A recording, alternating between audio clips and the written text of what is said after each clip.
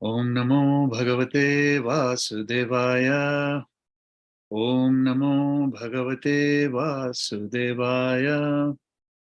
Om Namo Bhagavate Vasudevaya. Srimad Bhagavatam, Canto 3, Chapter 7, Texts 20, 21, 22, 23, and 24. I will quickly read the verses, recite the verses, read the translations and the purports, and then we will get into some discussion. Durapahi alpa tapasya seva vaikunta vartamasu yatro pagiyete nityam devadevo janardhana.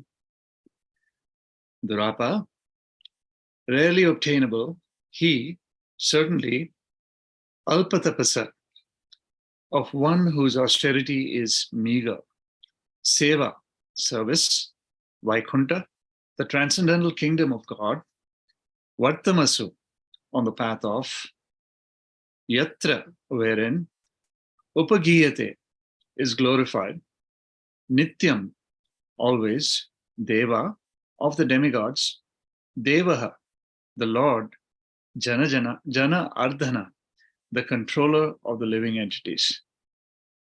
Translation: persons whose austerity is meager can hardly obtain the service of the pure devotees who are progressing on the path back to the kingdom of Godhead, the Vaikunthas. Pure devotees engage 100% in glorifying the Supreme Lord, who is the Lord of the demigods and the controller of all living entities. Purport by His Divine Grace A.C. Bhaktivedanta Swami Srila Prabhupada Ki Jai. The path of liberation, as recommended by all authorities, is to serve the Mahatma, transcendentalists. As far as Bhagavad Gita is concerned, the Mahatmas are the pure devotees who are on the path to Vaikuntha, the kingdom of God, and who always chant and hear the glories of the Lord, rather than talk of dry, profitless philosophy. This system of association has been recommended since time immemorial. But in this age of quarrel and hypocrisy, it is especially recommended by Lord Sri Chaitanya Mahaprabhu. Even if one has no assets of favorable austerity, if he nevertheless takes shelter of the Mahatmas who are engaged in chanting and hearing the glories of the Lord, he is sure to make progress on the path back to home, back to Godhead.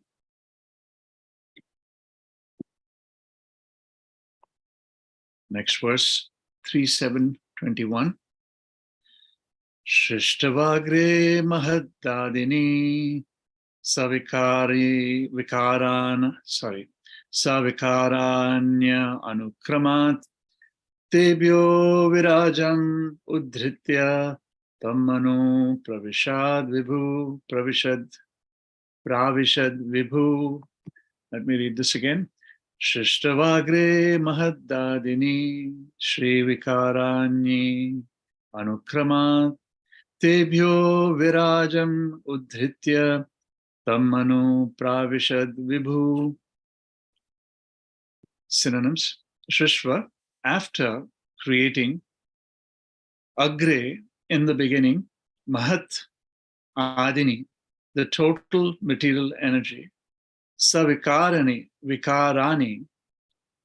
along with the sense organs; Anukramat, by a gradual process of differentiation; Tebhya, out of that; Virajam, the gigantic universal form; Uddhritya, manifesting; Tam, unto that; Anu, later; Pravishat, entered; Vibhu, the Supreme.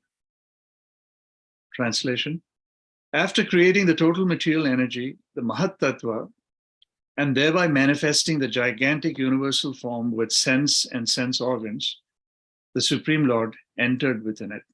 Purport by His Divine Grace A.C. Bhaktivedanta Swami Srila Prabhupada Ki Jai. Fully satisfied by the answers of the sage Maitreya, Vidura wanted to understand the remaining portions of the creative function of the Lord. and he took the clue from the previous topics. 3.7.22. Yam ahur adyam purusham sahasrangi uru bahukam yatra vishva ime lokha savikasham taashate. Yam, who, ahu is called, adyam, original, purusha, incarnation for cosmic manifestation, sahasra, 1,000, anghri, legs, uru, thighs, bahukam, hands, yatra, wherein, vishva, the universe, ime, all these, loka, planets, savikasam, with respective developments, te, all of them, asate, living. Translation. The Purusha incarnation lying on the causal ocean is called the original Purusha in the material creations. And in his Virat form, in whom all the planets and their inhabitants live. He has many thousands of legs and hands. Purport by Srila Prabhupada. The first Purusha is Karunadakashaya Vishnu. The second Purusha is Garbhodakashaya Vishnu. And the third Purusha is Kshirodakashaya Vishnu, in whom is contemplated the Virat Purusha, the gigantic form in which all the planets with their different developments and inhabitants are floating. 3.7.23.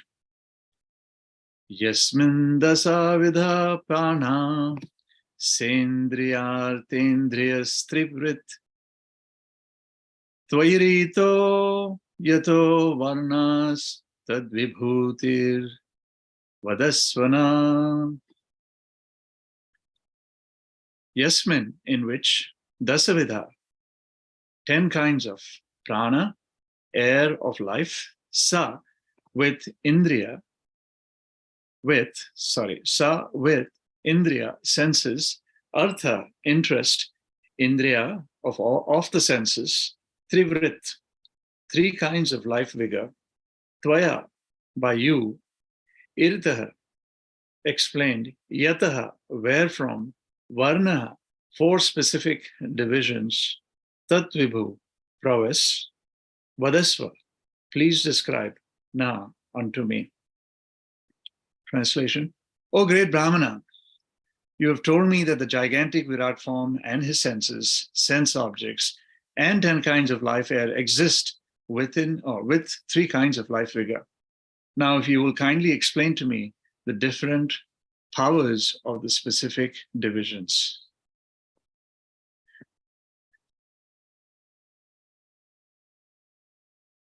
(3.7.24). Yatra putraischa pautraischa naptribhi saha gotrajay prajavichitra kritaya asanyabhiridam tatam. Yatra, wherein, putre, along with the sons, cha, and Pautreya, along with grandsons, cha, also, Naptribhi, with grandsons from daughters, Saha, along with Gotrajaya, of the same family, Praja, generations, Vichitra, of different kinds, Akritya, so done, Asan, exist, Yabhi, by whom, Idam, all these planets, Tatam, spread. Translation. O my Lord, I think that the process manifest in the forms of sons, grandsons, and family members has spread all over the universe in different varieties and species. So these are the verses I'd like to cover today. There's brief purports, but then again, there's a lot of profound meaning, and I'm going to try and attempt, to discuss a few key points from these verses and some takeaways. So please bear with me as we get through this. Om Ajnana Timirandasya Gnananjana Shalakaya Chakshurunmilitam Yena Tasmai Sri Guruve Namaha Sri Chaitanya Manobhishtam Sthapitam Yena Bhutale Swayam Rupa Kadamayam Dadati Swapadantikam Vancha Kalpatarubhyascha Kripa Sindhubhyeva cha Patitanam Pavanebhyo Vaishnavebhyo Namo Namaha Sri Chaitanya Sri Krishna Chaitanya Shri Advaita Gadadhara Shri Vasadi Gaura Bhakta Vrinda Hare Krishna Krishna Krishna Hare Hare Hare Rama Rama Rama Hare Hare.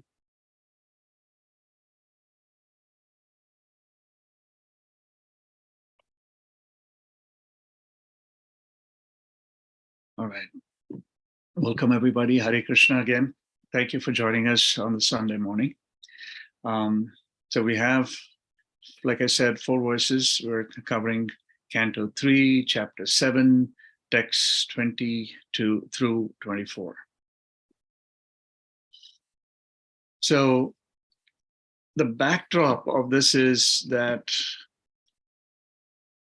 Maitreya Muni is on the receiving end of the barrage of questions that are coming in from Vidura. And so far, Maitreya, it's been a back and forth exchange, and Maitreya has answered a great many questions that Vidura had. And Vidura is at a point where he's expressing very honestly that he's fully satisfied with the responses he's received so far from the great sage Maitreya Muni. But he also goes on to say he has further inquiries, and that's what this chapter is all about, where Vidura is posting, or he's presenting his further inquiries more specifically around this material creation. Now, it is important to understand that Vidura is not an ignorant person that is asking these questions about Krishna. Instead, our takeaway is that anything that is discussed in relationship to Krishna, be it politics, be it social issues, economics, or even science, right, it immediately becomes transcendental, as long as it's discussed in relationship with Krishna. So take, for example, even Srila Vyasadeva, having composed the Mahabharata, and one may think, it sounds like, very mundane topics in the Mahabharata, right? It's about the war, it's about kingdoms, it's about politics, it's about, people and personalities. But then, even that is transcendental because it's discussed, and the way it is presented is in relationship to Krishna. So that's our takeaway. And as long as we, we remember that and we are discussing that in relationship to Krishna, our key takeaway, and which is going to be, the theme for the rest of what we're going to be discussing today as well, is that it is in relationship to Krishna, and therefore it is all transcendental. There's nothing mundane about it, right?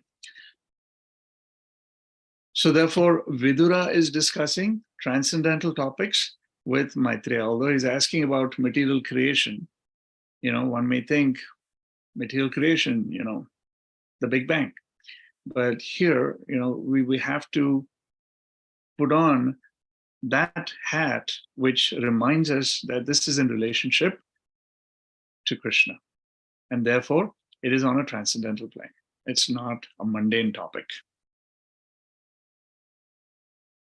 Now, Maitreya Muni, over the last, several texts that we've read and others have discussed, he has very very clearly said, that bhakti or devotional service is the topmost, and that is the surest path to achieving perfection of life.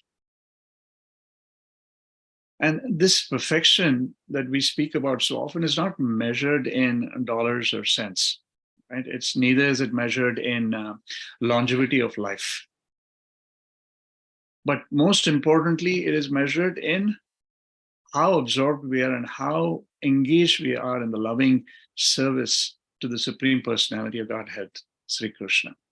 right? He is the supreme controller of all living entities, and as even Vyasadeva has composed, as well as how Sukadeva Goswami is describing, he is Janardana. He is the supreme controller of the living entities, even in these texts that he's mentioned. Now, for the last couple of days, we've been so fortunate. We've been literally soaking and frolicking in the pastimes of Krishna, and his pastimes with the Gopas, and in Vrindavan. And thanks to Amarendra Prabhu, who's expounded these verses so vividly that it's literally dancing in front of our eyes. And when one experiences that kind of attraction for the all-attractive Krishna, the heart continues its quest, to find that experience and capture it and retain it and keep it and hang on to it and hold on to it always. I wish we could always remain in that mood, right? But then, of course, the external energy is acting, the modes of material nature are acting on us.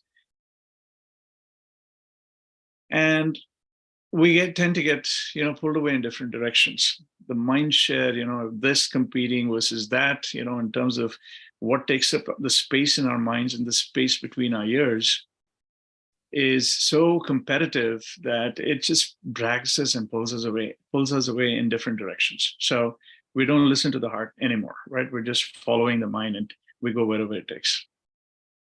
But when the heart, mind, and soul are in alignment, then that is when our sadhana bhakti transforms into raga bhakti. And that's what we've been discussing over the last, in the last several texts, where regulation and ritual gives way to spontaneous service to Krishna.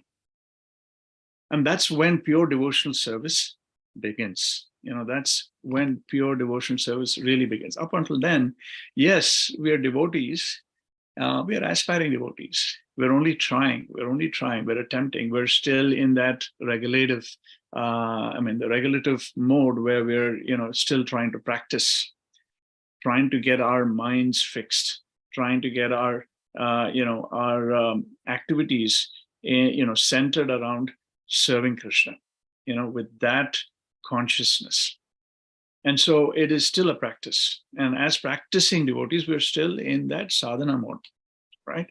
But then there are a few that have actually been able to achieve raga bhakti, or, been able to achieve that spontaneous love for Krishna.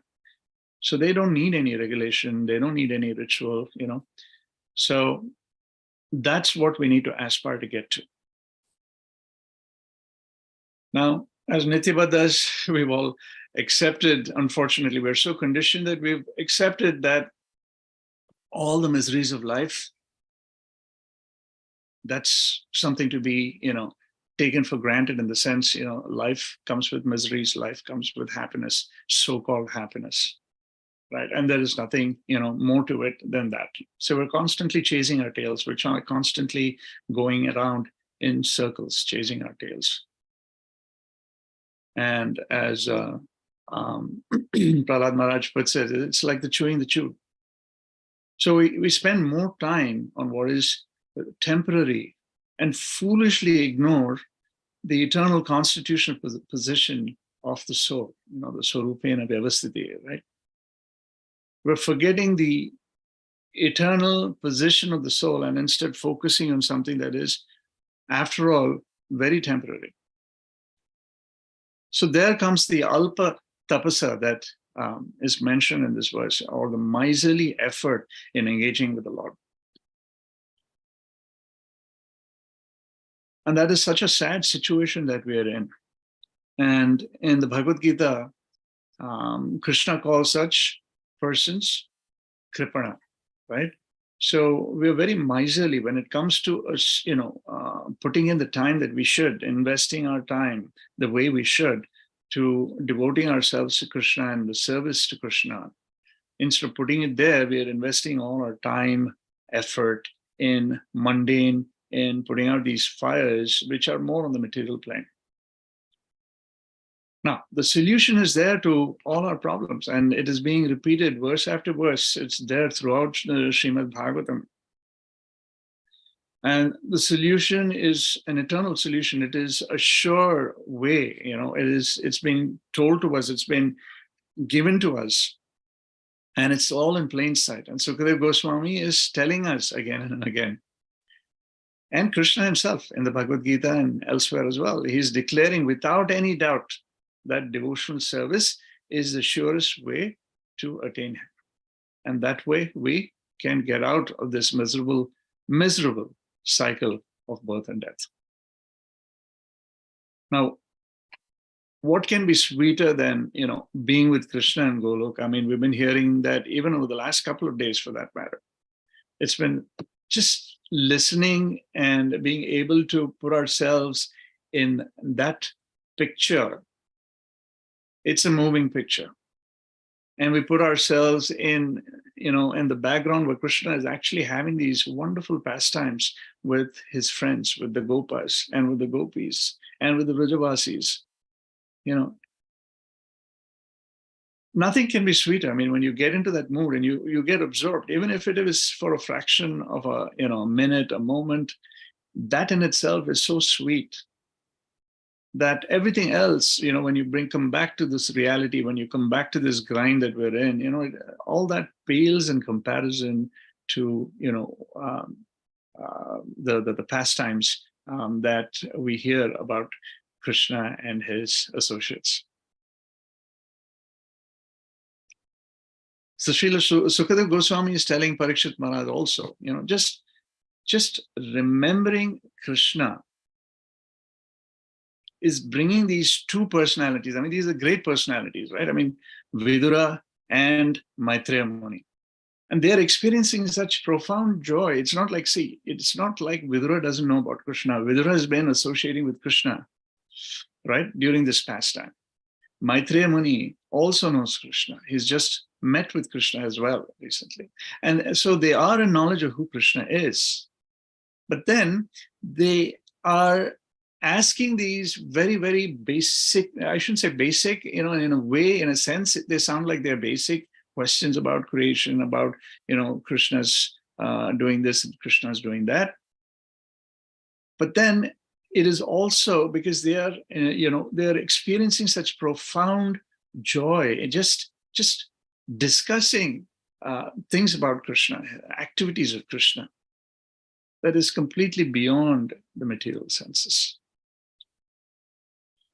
So just moving on, when Vidura inquires about creation and the Purushas, it is not out of scientific curiosity or just some time pass, as we say in India, time pass small talk.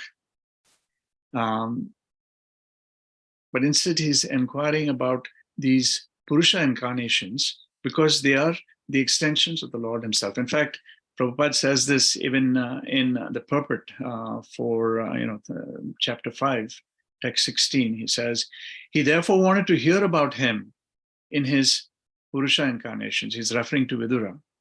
He therefore wanted to hear about him, meaning Krishna, in Krishna's Purusha's incarnations, which he manifests with full potencies for the creation and maintenance of the cosmic world. The activities of the Purusha incarnations are but an extension of the activities of the Lord. And even Lord Brahma in his prayers, Advaitam Achyutam Anadim Anantarupam Adyam Purana Purusham Navayavanam Cha Vedeshu Durlabha Madurlabhamatma Bhakto Govindamadi Purusham Tamaham Bhajami. Advaitam. Brahma is saying he is without a second, he is the absolute. Achyutam, without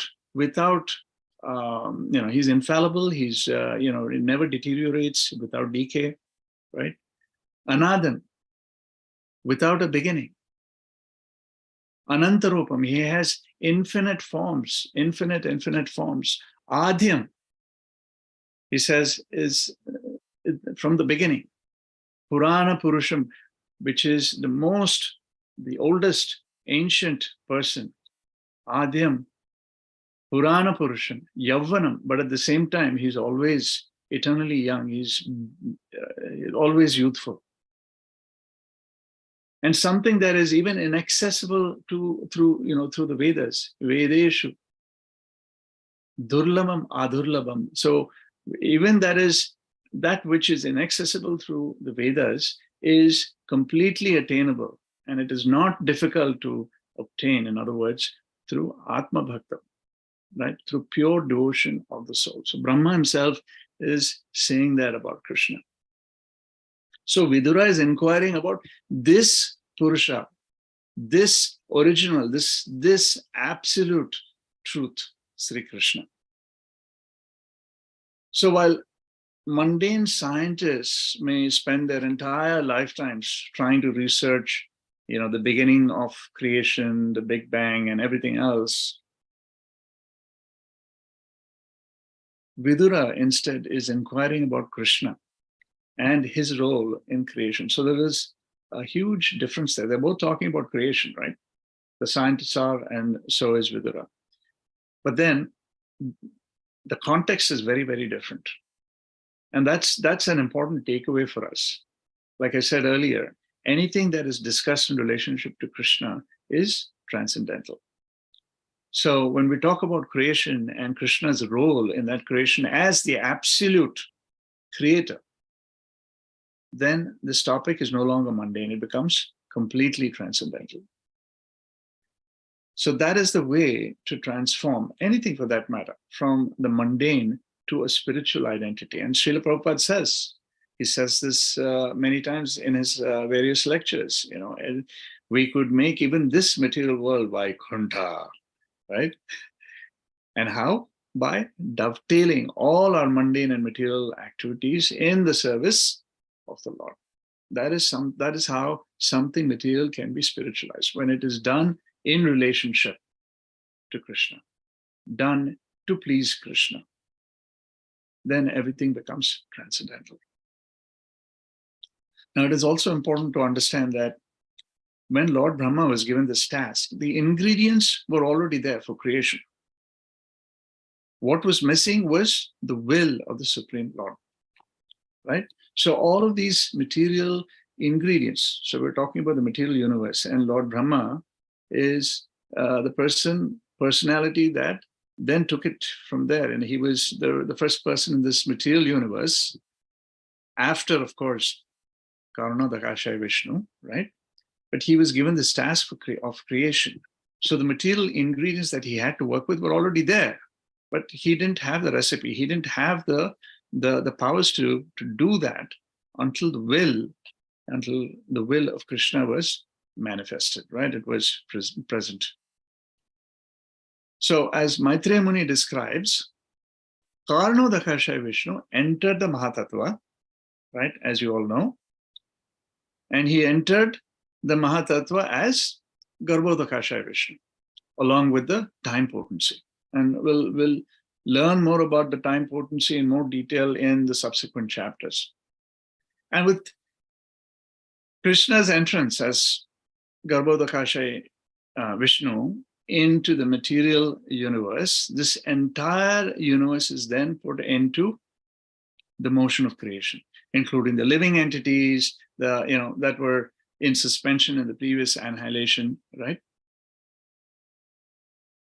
And then Brahma takes over, which is basically, the whole motion of creation. The demigods are created, then they enter the universal form as described in the previous chapters, so that, all the various senses and sense objects are then put in place, like hearing, tasting, and all of that. And then the Lord, by his will, manifested the Virat Rupa. Now, we hear about the Virat Rupa, and a lot of people are not very clear about the Virat Rupa. It's this nebulous thing, who is this? What is this? Now, simply put, the Virat Rupa is like the blueprint of this material universe, right? It is a subtle material form by which the Lord pervades the universe while displaying, all everything in the universe, for that matter. So the Virat Rupa appears from the Garbhodakasha Vishnu, right? And it is an aspect of the Kshirodakasha Vishnu. Now, Kshirodakasha Vishnu is that form of Vishnu that is present in every living entity and in all atoms, right? In every single atom throughout the universe. So you're probably thinking now, wait a second, Krishna is all spiritual, right? He's entirely spiritual. So what are these subtle and gross forms that we're talking about, right? Now, just as the jiva is accompanied, okay, so the jiva, the atma, jivatma is basically the soul, but then it is accompanied by the subtle and the gross forms, right? The subtle form, the mind, intelligence, and false ego. And then you have the gross, right? So the five entities that go with it, with the gross body. Similarly, the Lord, although entirely spiritual, takes on the subtle form of the Virat Rupa and the gross form as the material universe. I mean, this is what our acharyas tell us. Now, the various divisions of the Supreme Lord's external energy are, they're discussed in detail in the subsequent chapter, so I'm not going to get into it now. But this is an entire chapter dedicated to the various divisions of creation that are coming from the Lord. But when you step back and put this all in perspective, you realize that this sweet little cowherd boy playing in the grassy hills of Vrindavan with his friends and calves and so on, he's no ordinary being, but he's the supreme being of all creation. I mean, it's just amazing. Just hit the pause button, right? On the one hand, you're hearing about little Krishna running around, playing with his friends. He's having these wonderful pastimes, seemingly innocuous pastimes. And then you have these seemingly very scary pastimes as well, where he's dealing with the demons and he is, having these adventures with his friends. And you think, this is a little boy who's just tending like any other cowherd would to all of the calves and cows. But then you're also hearing about Krishna as being the supreme creator. That is for all creation, not just this planet or that planet, not just this universe or that universe, but for everything that is in all of the creation as we know it and as we don't know it as well. That's the amazing part. I mean, that is completely mind-boggling, right?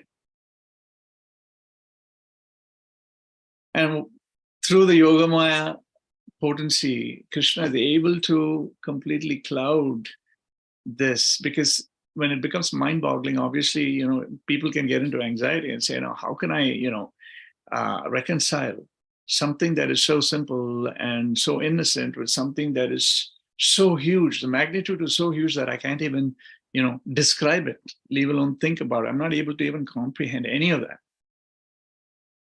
So that can cause anxiety. So he has the Yogamaya potency. So you will see that for the Vrajavasis, the Gopas and the Gopis, Krishna is only a cowherd boy, right? To the denizens of Dwaraka, he is a king. And to the ignorant and the fools, the foolish people who have very limited intelligence, to them, Krishna is just another ordinary person, right? Or, he's a mythological character, that someone's just picked up from a comic book or something like that. In fact, Krishna himself in the Bhagavad Gita says, Avajananti mamuda manushin tanumashritam param bhavam ajananto mama bhuta maheshwaram. Fools deride me when I come in my original transcendental form. They do not know that this form is transcendental. So that is the beauty of realizing Krishna and, getting this information and this knowledge about Krishna is something that is coming to us as causeless mercy. Not everybody has this information. And even if everybody has or anybody has this information, it's not like this knowledge, they're utilizing this knowledge in the right way, right? It is not taken seriously or it is not applied seriously. Understanding our relationship with Krishna. We are so fortunate in that sense, right? Now, there is so much talk about the different energies of Krishna, and the material creation is also, an aspect of his external energy. And it is considered illusory, and it is referred to as being illusory. Now, one may think, hey, why do you call it an illusion? Because in our analytical minds, we can still touch and feel things. We can still see what we're seeing, and we can experience certain things, right? So why is that considered an illusion, right? So the takeaway here is that illusion, or when we say it is illusory, is because it is not permanent. It's not eternal. It is temporary. Now, if someone pokes you, obviously you're going to feel it. And if you're trying to jump off of a building, or if you jump off of a building, you're certainly going to hurt yourself. Please don't do that. But then, like I was saying earlier, we tend to focus on the temporary to a point that we actually forget the big picture. As devotees, we are so fortunate. We're given this knowledge that there is more to it than this mundane world. Yes, there will be reversals of life. Yes, there will be moments of happiness. But again, these moments of happiness are defined in the context of this material world, right? They are not eternal happiness, because you may have a better car today, you may have a better job today, it may all be gone tomorrow, right? And definitely when we leave this body, all of that is gone completely. But what stays with us is the service, the devotion, and that which we've carried with us related to Krishna from lifetime to lifetime to lifetime.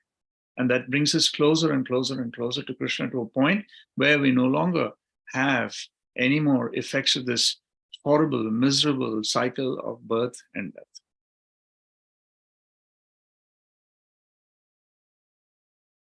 So that's the reason why we say that this material world and this material life is nothing but an illusion, because it is so temporary. And the takeaway here is that we should always strive to focus on the big picture, which is the eternal Swarupena Vyavasthiti, which is our constitutional position, which is where we want to be. We want to be in that position where we can spontaneously be able to, serve the Lord and have those loving exchanges. We want to get to that point. That should be our goal. It's not so much about, getting away from these material miseries. I mean, that's going to be there, in and out, in and out, in and out. That's not the point, right? As devotees, it's just a byproduct. So our focus really shouldn't be that. If there is a fire burning, my spiritual master will say, obviously, if there is a fire that's started in the house, obviously you want to put it out. It doesn't mean that you're going to be sitting in the corner and meditating. No, the fire's not going to go out by itself. You need to jump in and take care of it, attend to it, but don't get attached to it. Don't get overwhelmed by it to a point that, that becomes your everything, and you forget about the big picture. Now, how do we do that, right? How do we do that? Now, an important element in awakening from illusion to reality is the act of devotional service. See, now, it's not only the end, the big picture that we were talking about, but it is also means to that end. So devotional service helps us get to that point. And how? Because through devotional service, as we're reading and as we're finding out more and more, through devotional service, Krishna says it pleases him the most. And when he is pleased, you have his protection. You're automatically in his shelter, right? And in his shelter is everything. You don't have to worry about anything else then. So the worry part of it is gone. So it's both the means and an end, and you're getting closer to Krishna. Now, what happens when Krishna is pleased, right? He reciprocates. And how does he reciprocate? By giving us his shelter. Like I said, he gives us his shelter, he gives us his mercy, he's showering mercy on us. But that mercy is still inaccessible because Krishna says it comes through his pure devotees, right? That mercy is coming through the instrument of his pure devotees. So therefore, and these pure devotees are what in the text, in the purport, Prabhupada is defining as Mahatmas, right? So we have to associate with the Mahatmas to be able to access that mercy. Therefore, that association, not just the association, but the service to such Mahatmas is what pleases Krishna, and it also helps us access the mercy that Krishna is showering upon us.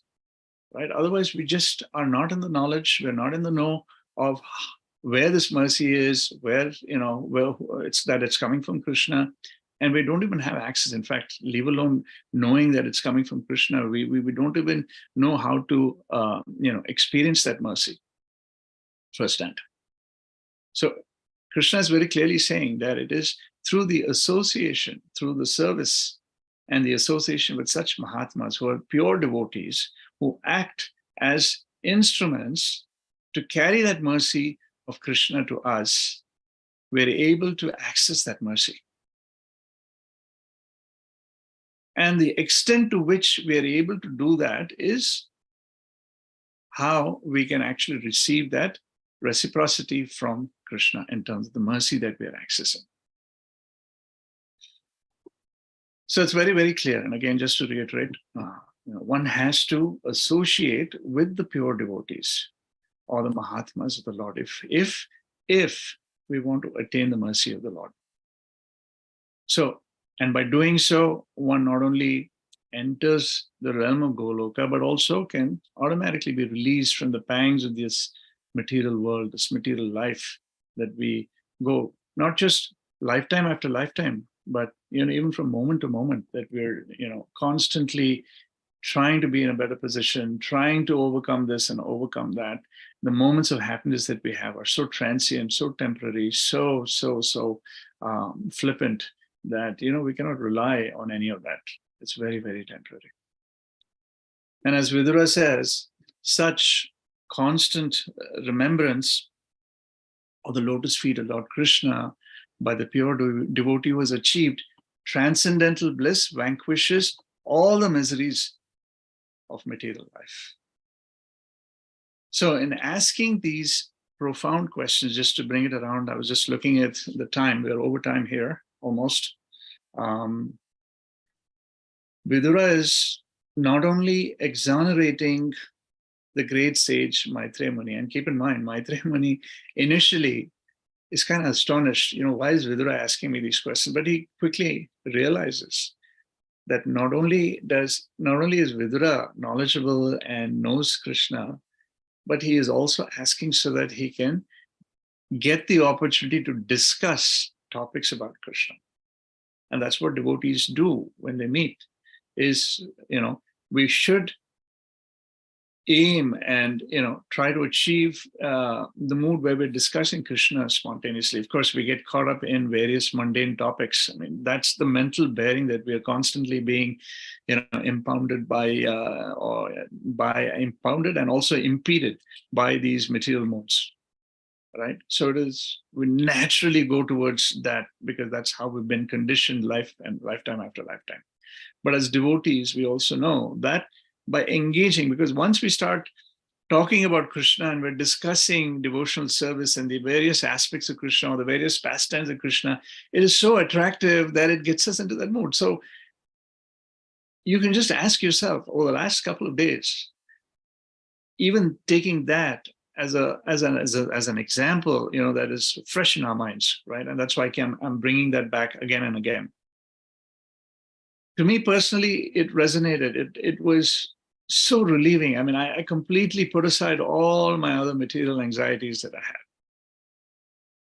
And while I was there, and while I was listening to it, whether I was there in person or I was listening to it, from home, I was able to, feel and experience that bliss that only you can.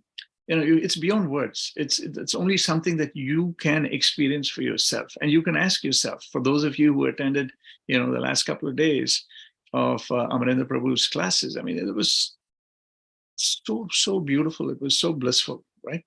And what to speak of all the other Vaishnavas also who are constantly discussing, the pastimes of Krishna and discussing the Srimad Bhagavatam, not only here, but, we have access through, luckily through the internet, whether it is happening in Mayapur or it is happening in Radhadesh or it is happening in Timbuktu, right? Wherever. But there is always someone talking about Krishna.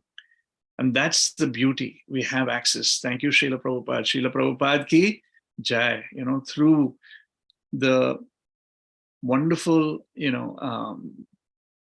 instrument that Srila Prabhupada has been. He's given us, he's given us this facility by which we have access to all of these various faculties. So we're very fortunate, once again, to have this causeless mercy, to be in the know as to what was discussed between these two great personalities, and thereby transporting us into the transcendental realm.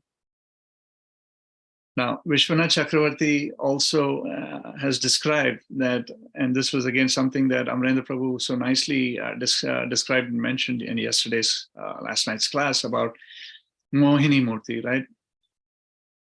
That Srimad Bhagavatam being likened to the Mohini Murti. And just like Mohini attracted the demons through the physical form, the demigods were attracted to the nectar. And what is this nectar? So the Srimad Bhagavatam is nothing but the nectar, which is a result, the outcome of the churning of all of the Vedic scriptures. I mean, it's so beautifully put, right? The Srimad Bhagavatam is the nectar of the churning of all of the Vedic scriptures. And the Vaishnavas have access to that. So the Vaishnavas are able to relate, they're able to cry with emotion and love, for the all attractive when they hear the descriptions given by Srila Sukadeva Goswami. So that is the greatness of the Srimad Bhagavatam. And so we're very fortunate that as we're discussing this every day, discussing the Srimad Bhagavatam every day, and we're doing our reading every day, and we're hearing from the Srimad Bhagavatam every day, we are very, very, very, very, very fortunate. We're a very tiny percentage of people around the world, and what to speak in this material universe, where we have access to such a transcendental literature that very clearly, pinpointedly, and specifically talks about Krishna and is giving us the causeless mercy to be able to be in that transcendental realm, even though we are in these miserable material bodies. So in summary, Vidura's questions are not only, exonerating Maitreya Muni, but he's also exemplifying who the Supreme Personality of Godhead is. He's not an ordinary person. He's not an ordinary personality. He is the ultimate Lord of all creation. Right? So by asking these questions and with Maitreya Muni, giving the responses, and he's going to get into more detail in the following chapters. It's going to get a lot more technical, a lot more attractive in terms of and enlightening in terms of understanding who Krishna is and his role as the Supreme Personality. And the other important takeaway also is that when we speak about Krishna, we are automatically in the transcendental realm. So therefore, we should hear from Krishna, hear about Krishna from the Vaishnavas. It's like drinking the nectar that flows from the ears to the core of our heart, right? So don't let it just go from one ear to the other ear, and a lot of it dissipate in the space between the ears, right? Instead, let it go from your ears down into the core of your heart. And I think Prema Mataji alluded to it, a few days ago, which is that hearing should be followed by introspection and realization and then conviction. And I would also add, going beyond conviction, once we are convinced that this is what we should be doing, we have to actually put in the commitment as well. So unless we get to a point of commitment, it's just going to be hearing and maybe some introspection, maybe a few realizations here and there.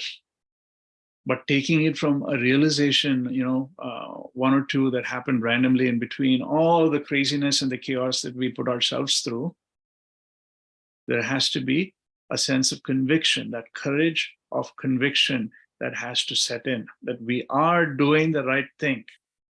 After all of these years and after all the education that we've had and all the years we've spent working in the workplace, especially when you get to my stage, with over 32, 33 years of experience in the workplace, having, done whatever education that I've done, all of these degrees that we all, diplomas and papers that we can stick on our walls.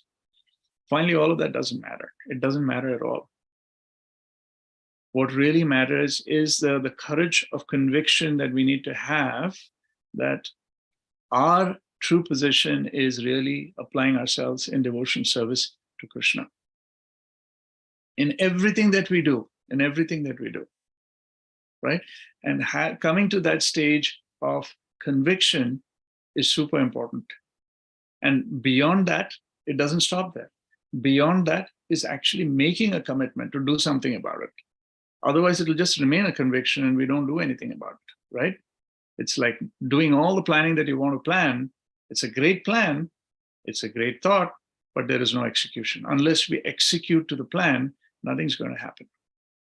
Now, that's where we need to use our mental faculties, our capabilities, our abilities to dovetail and channel them in the service to the Lord. And when that is done, and I'm preaching to the choir here, we're all going through it. So let's hold hands. Let's continue to do what we're doing. It's baby steps taken in the right direction. As my Guru Maharaj says, that is progress. Taking baby steps in the right direction. I know it's not going to be a big leap. This is a journey, but let's hold hands together. Let's work together and continue to make. Maybe there will be days, when we're putting a few steps forward and several steps back. That's okay, as long as we continue to make progress the next day and the next day and the next day and the next day, even though they're very tiny steps. Ultimately, Krishna is not ignoring any of that. He's not it's not like he's not aware of that. He's within us, like Shirodakashaya Vishnu, right? The Paramatma feature is there. He knows exactly what we're going through and the challenges that we face. So have the faith, have the conviction that Krishna is with us. We're not alone. We have all the Vaishnavas around us who are helping us in every possible way they can. And let us in turn help others, who require that help, so that we're able to hold each other together and move in the direction of serving Guru and Krishna. With that, let me stop and pause and see if anyone has any questions, comments, things that I may have said incorrectly. Correct me, please, because I'm learning. Every day is a learning for me. So with that, let me just pause and see if there are any questions. I can take a couple of questions, I think, in the next 4 minutes.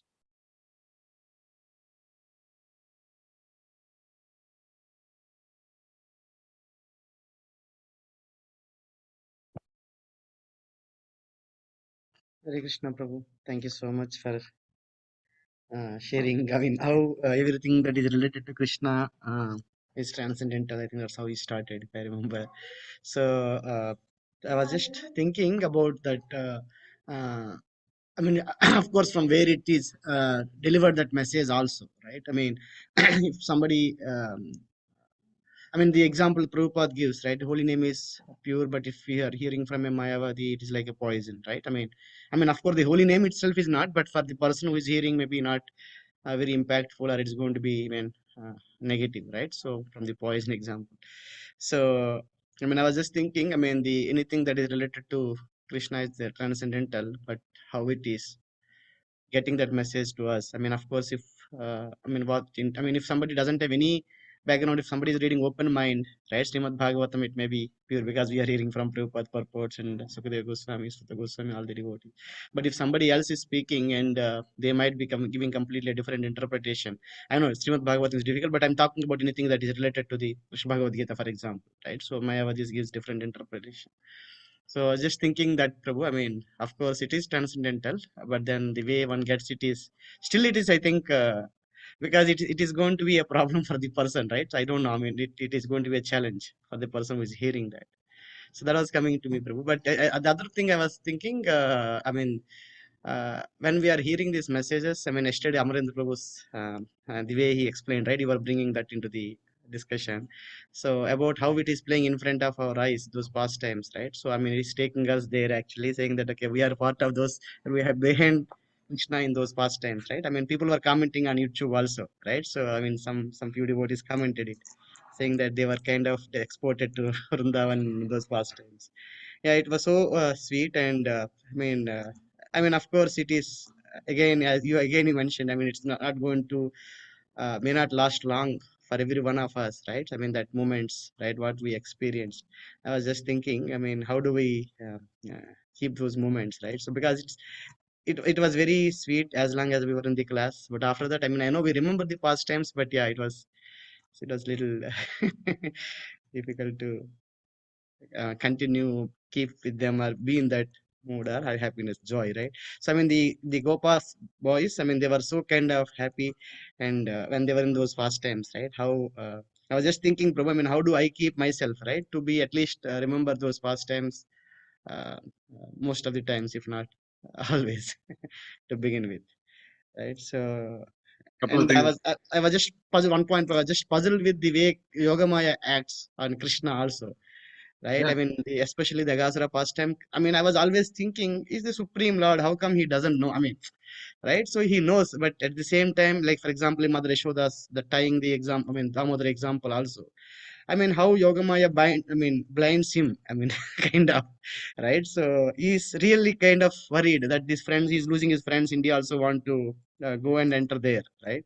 But of course, again, Yogamaya opens the curtain, and then that's how his energies are acting. I was really, I mean, thrilled the way Prabhu was explaining about that, the way Yogamaya acts on him, because he is the creator. He is the, I mean, if we, I mean, hear all these things, right? Last few chapters about Maitreya explaining about the creation. But yeah, so I think so. Yeah, regarding the second point, if you want to comment on it a little bit. Yes, Prabhu. Whatever little I can.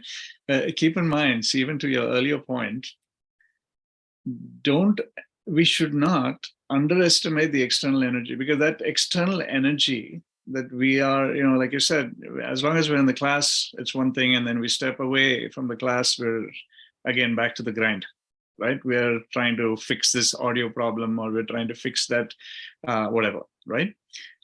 But that is because we're being subject to the external energy. Now, we should not underestimate the power, the potency of the external energy, because the external energy is also the energy of the Lord, right? It is extremely, extremely powerful, and we are but minute souls, right? So we're completely covered by that external energy. And so to stay in that mood, one is remaining in that service mood, right? By performing our activities, constantly trying to at least tell ourselves, that we're doing this for Krishna. Because, like I said, that's going to be a part of our sadhana bhakti, because we're still in that mode. Unfortunately, the majority of us, I can speak for myself, we are in that sadhana bhakti mode. It's only when we keep doing it and keep doing it and keep doing it. And so, what comes to my mind is, Guru Maharaj telling me that you need to read Srila Prabhupada's books, and then read them again, and then read them again, and read them again, and again and again and again and again, and keep reading them again and again and again, because every time you read, there's a tiny amount of attraction that will stay within us, and we can retain that in our hearts for a little longer and a little longer and a little longer till it becomes spontaneous. It's a long ways to go, but it is heading in that direction, right? So Srila Prabhupada has given us his books. He's given us all this knowledge through his books. And so we're very fortunate in that sense. So keep reading, keep hearing. We need to keep engaging ourselves in everything that we're doing. We have to at least remind ourselves, even if it is as simple as when I drink water, the cold water, as it touches my throat, immediately my thought goes to Krishna, and the verse in the Bhagavad Gita where Krishna says, I am the taste of water. So just things like that, if you can, small things that you can constantly remind yourself that, hey, this is coming from Krishna. Hey, this is a pastime that, we can associate with Krishna. That in itself, that remembrance in itself is so attractive that, it brings us closer to Krishna, even if it is just for a moment. But then as we keep doing this, as we're getting through our day-to-day lives, it becomes very organic, very natural. And that's what we want to aspire to get to. That is a state that we need to get to. So that's that. What was the second point? I'm sorry, Prabhu. I forget your second point that you raised. No, this was the main kind of question, Prabhu. I think you're talking about same practice. Right? Yes. The other one I was saying about the Yoga Maya. I don't know if you Yes. So Krishna, again, the Yoga Maya is a part of Krishna's potency, right? He, in fact, the other way to look at it is, he has this entire creation that he creates, and then he enters that creation. How inconceivable can that be, right? He becomes a part of that creation that he's created, and now he's there. And at the same time, when Mother Yashoda asks him to open his mouth, he's able to show the entire creation within his mouth. I mean, it's mind-boggling. And Mother Yashoda can see herself looking into Krishna's mouth. She can see that also in his mouth. How inconceivable can that be, right? So these are things that are beyond us in terms of our mental faculties, in terms of our material senses. But Krishna is able to do that because he is the supreme controller. I mean, you say supreme control is the controller of everything, not just the creation, but the energies that are emanating from him, the energies, the internal potency, the external potency, everything. And it is through his own will that he is allowing himself to become a part of that Yoga Maya. It's not like Yoga Maya is so powerful that it's taking over Krishna. For us, yes, that applies. We are in Mahamaya. But even to his eternal associates, they are in Yoga Maya. But Krishna is also allowing himself, in addition to all of that, he's allowing himself to become a part of that Yoga Maya so that he can actually feel the sting of the stick that his mother is coming after him with, in the Damodar Ashtaka, in the Damodar Leela. He wants to be able to feel that, and therefore he allows himself to become a part of that Yoga Maya.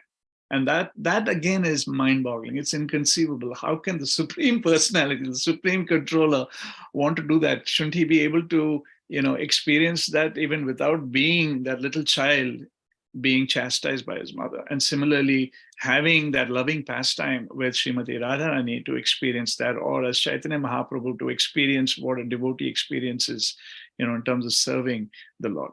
So all these things are mind-boggling. It's inconceivable, but we need to accept certain things because it's simple for the simple and very complex for the complex. That's what Prabhupada says, right?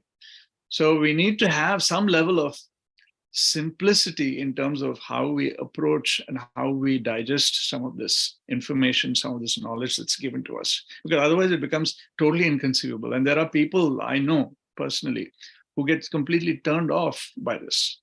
And they are the ones who, say, this is not possible, That's because they cannot understand. And that lack of comprehension is leading them down that path. And they're so unfortunate. I feel sad for them. Whereas we are in such a fortunate situation, as I was saying earlier, is that we're being given this knowledge causelessly. And on top of that, the Vaishnavas are making it simpler and simpler and simpler for us to be able to understand. Case in point, even over the last couple of days, things that we read in the Srimad Bhagavatam, but Amrendra Prabhu brought up some of those points and nuances. It's like, where is he getting this wonderful, information or knowledge, which is so attractive, for a common person? It becomes easier for me to be able to, understand and resonate. It resonates so well that now we're attracted to that personality of God, to that person that we call Krishna. Who is he? It's not just something that is academic, that he is the supreme personality of God. No, but the supreme personality of Godhead has all of these wonderful qualities, has all of these wonderful pastimes with his eternal associates, which makes him so much more attractive to us. And that's the whole point. What Vyasadeva was trying to do through the Srimad Bhagavatam, and what all the Vaishnavas are trying to do, the Acharyas and the Vaishnavas are trying to do to help common people like us to be able to access that experience. That's what it's all about, so that we can recognize the true value of the Lord. And Krishna himself says, even the greatest of sages don't know him. So it's not like we're going to be able to achieve complete knowledge ever. No one has, in terms of who Krishna is. But even if we get that slight inkling, that slight drop of who Krishna is, that in itself, that taste in itself is so attractive that it will bring us closer to Krishna. And that's all. Krishna is looking for that loving exchange so that he can also, reciprocate with his devotees. I hope that kind of helps, Prabhu, to put things in perspective. Yes, Prabhu, thank you. Gopal Hari Prabhu sent a comment. Sure. Thank I'm you. sorry, who did? Gopal Hari Prabhu. Oh.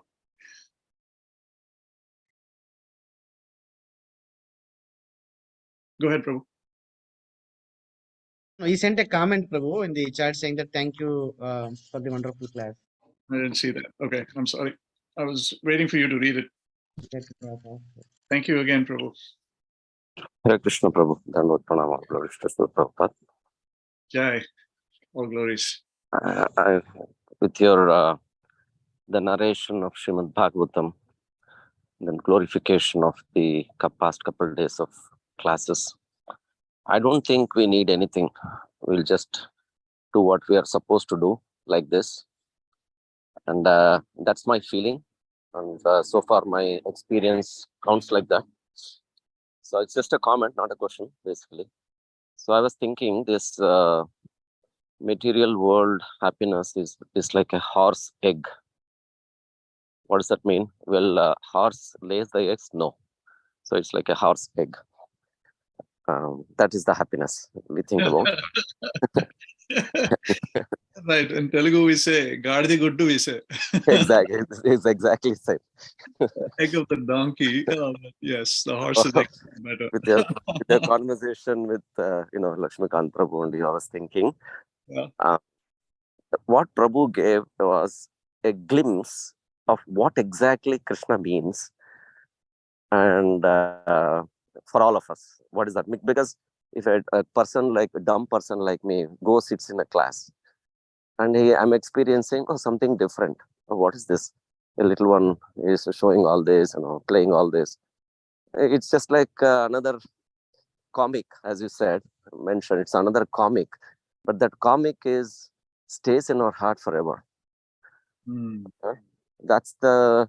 And then what is this? Because he has a conditioned soul. We are not thinking about anything other than our happiness. But when I look at just the greatness of Krishna, what he is actually what I thought is just like a glimpse of what's supposed to be in our life. Just take that glimpse of experience of a couple days. It may not stay forever until we keep hearing more and more. Otherwise, we will tend to forget anyway because it's conditioned life and external energy acting on us, etc., etc. But so the Subhadramai, right? I was thinking, even though I have a deity at home, Subhadramai, what is she actually, right? She is Yogamaya as well as the Mahamaya. If she wants to become Mahamaya, she will become Mahamaya for me. If she wants to become Yogamaya, she can become Yogamaya for me, based on how I react and respond with whatever I heard. For example, I know you, Prabhu, and you know me very well, but I keep distance with you. Say, suppose why? Because it's like a friend. You're a friend, but I have some reservations. If you are close to me, then I will tell everything. You tell everything to me. That means between me and you, we have that block. I don't want to share everything. And then when I don't reciprocate, when I say something, and if you don't reciprocate, or I don't reciprocate, I don't hear properly what I said. If you don't hear properly on what I said, see, what is this interaction between me and you, right? If you think about Krishna, if Krishna says something and if I don't hear, or if I ask Krishna and he is ready to reciprocate, or if he hears or listens to me and reciprocate, but we are ready to even hear also or talk also. So the blockage is between me and you like this. And what do you think about Krishna? That's what ye yathamam prapadyante. We are thinking that is a big word in Bhagavad Gita, but within our interactions, we have blockages. Correct. How do you think you can respond? So if that example, Dhananjay Pandit Prabhu and me were talking sometime. And so, okay, between me and you, it's like this. Then how can Krishna reciprocate with you? And we are thinking, oh, did Krishna do that? Did not do anything. Did you do whatever you are supposed to do? It's a question. Otherwise, it's a horse egg only. Thank you, Prabhu. Well said, Prabhu. Thank you very much. Very, very well said. Yes, it has to be a two-way communication. You're absolutely right. It just cannot be one-sided. And a lot of times we just block what we're saying and we block everything that is coming in as well. So it's a no-win situation there. You're absolutely right. Very true. But I felt the last couple of days when I say read Bhagavatam, maybe Bhakti Vibhav class, read or write for the sake of getting a certificate. I think that's not Srimad Bhagavatam. That's what I realized yesterday. It means Srimad Bhagavatam, if you want to read, just deep dive. Otherwise, don't read. Yeah. No point in reading. Because the way he brought up, Prabhu brought up, he gave that experience of what Srimad Bhagavatam is. That's what of course, we have read many times, heard many times from our spiritual masters, etc. But this past 2 days, maybe that vibration stayed. That's what I thought. Yes. Well said, Prabhu. Thank you, Prabhu. Hare Krishna. Well said. Thank you so much for sharing that. Very, very nice. Thank you. Anything else? Otherwise, we can close. All right. Srila Prabhupada ki jai. Vancha kalpatarubhyascha kripa sindhubhyeva cha patitanam pavanebhyo vaishnavebhyo namo. Hare Krishna. Thank you.